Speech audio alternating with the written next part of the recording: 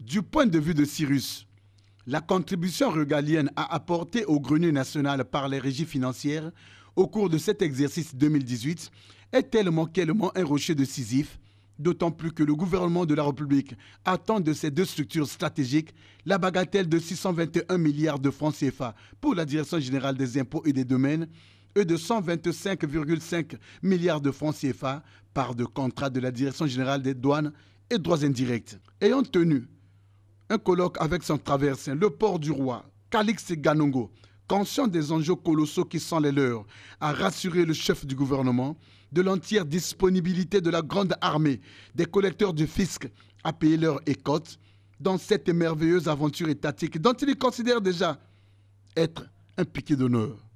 La douane qui vous accueille ce jour est, comme les impôts, confrontée à de multiples problèmes qui ont un impact négatif sur ses performances. L'on peut citer entre autres problèmes l'informatique, qui n'est pas encore à la hauteur de nos attentes, les ressources humaines fortement affectées par les départs massifs à la retraite des cadres les plus expérimentés. Pour ce qui est de l'informatique, des solutions sont en train d'être trouvées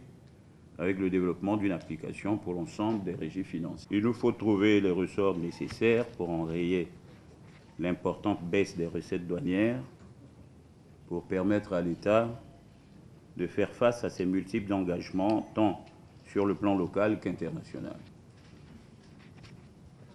Nous voulons vous remercier d'être venus vous imprégner directement des problèmes majeurs que connaît l'administration douanière en vue de contribuer à la recherche des solutions devant lui permettre d'améliorer ses performances. Excellence, Monsieur le Premier ministre.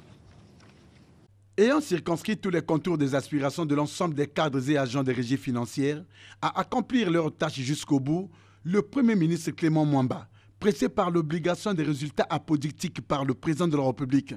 a marqué son assentiment à dégager tous les verrous d'étranglement de bonnes recettes, sans quoi le renflement des caisses du trésor public attendu par les 4 millions de bouches et ventres des Congolais attendra jusqu'à la venue de Coq Sugru.